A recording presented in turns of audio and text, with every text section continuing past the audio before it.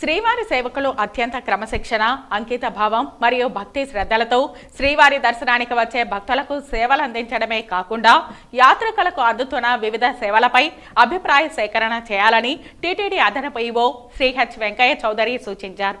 తిరుమలలోని సేవా సదన్ 2లో బుధవారం సాయంత్రం జరిగిన సత్సంగం కార్యక్రమంలో ఆంధ్రప్రదేశ్, తెలంగాణ, కర్ణాటక, మహారాష్ట్రాలకు చెందిన శ్రీవారి సేవకులను ఉద్దేశించి ఆయన మాట్లాడుతూ శ్రీవారి సేవకులు స్వామివారి భక్తులకు సేవలందించే అవకాశాన్ని సద్వినియోగం చేసుకోవాలన్నారు. తాము సేవలందించే ప్రాంతాలలో భక్తులకు అందుతున్న సదుపాయాలను గమనించి వాటిపై అభిప్రాయ సేకరణను చేసి తమకు అందించి తద్వారా వారికి అందుతున్న సౌకర్యాలు మెరుగుపరచడంలో కీలక పాత్ర పోషించాలని ఆయన కోరారు.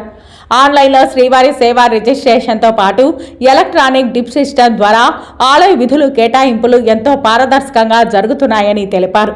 అనంతరం శ్రీవారి సేవకులకు ఆయనే స్వయంగా ఈ డిప్ విధానంలో ఆలయ డ్యూటీని విడుదల చేశారు. అంతకుముందు శ్రీవారి సేవకుల కొరకు భజన, ధ్యాన కార్యక్రమాలు జరిగాయి. ఈ కార్యక్రమంలో chief PRO doctor T Ravi, PRO Kumari, P Neelima, శ్రీవారి సేవ మరియు ప్రజా సంబంధాల కార్యాలయ సిబ్బంది తదితరులు పాల్గొన్నారు.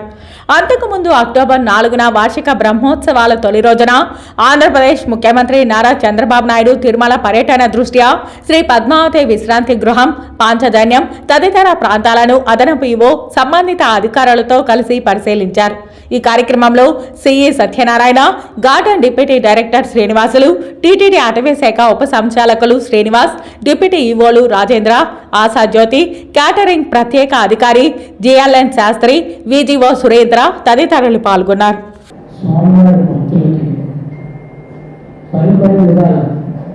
అనేక రకాలుగా ఈ వారం రోజుల్లో మేము సేవ చేయడానికి సన్నద్ధులై వచ్చారు. దాదాపు 30 ప్లేసెస్లో మిమ్మల్ని అందరినీ కూడా మీ సర్వీసెస్ కూడా స్వామివారికి ఉపయోగించుకోబోతున్నారు. ఈ సేవల్లో రకరకాల ప్రాంతాల నుంచి, రకరకాల దేశాల నుంచి కూడా వస్తారు. వాళ్ళందరూ కూడా కొంతమంది 30 గంటలు ప్రయాణం చేసి వస్తారు, కొంతమంది ఇతర దేశాల నుంచి వస్తారు, కొంతమంది చాలా రిమోట్ ప్లేసెస్ నుంచి వస్తారు, పట్టణాల నుంచి వస్తారు, గ్రామాల నుంచి వస్తారు. వాళ్ళందరూ కూడా ఒకసారి వచ్చే వాళ్ళు ఉంటారు, అసలు ఇంతవరకు రాని వాళ్ళు ఉంటారు, చాలాసార్లు వచ్చిన వాళ్ళు ఉంటారు. వాళ్ళందరూ కూడా మీరు గైడ్ చేస్తూ, వాళ్ళకి సేవ చేస్తూ, వాళ్ళకి కావాల్సిన సౌకర్యాన్ని అందిస్తూ మీరు గొప్ప గౌరవకరమైన సేవ చేస్తున్నారని చెప్పడంలో ఏమాత్రం సందేహం లేదు. టీటీడీ తరఫున అదనపు కార్యనిర్వహణాధికారిగా నేను మీ అందరికీ కృతజ్ఞతలు తెలియజేస్తున్నాను.